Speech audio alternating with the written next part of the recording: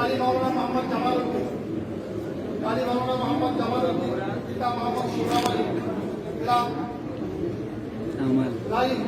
রাইউগ্রাম, জেলা গোমস্তাপুর, চাঁপাইনবাবগঞ্জ। মোহাম্মদ সোহেল।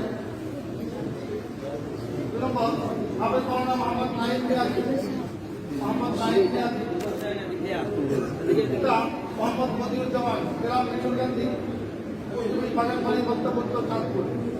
মাওলানা মোহাম্মদ নাইম মিয়াজি, মিঠুরকান্দি। 3 নম্বর হাফেজ মাওলানা মোহাম্মদ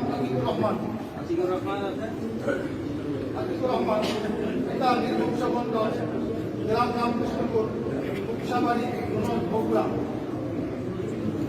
4 নম্বর কালী মাওলানা মোহাম্মদ জামালউদ্দিন, কালী মাওলানা মোহাম্মদ জামালউদ্দিন, পিতা মোহাম্মদ সুরাব আলী, গ্রাম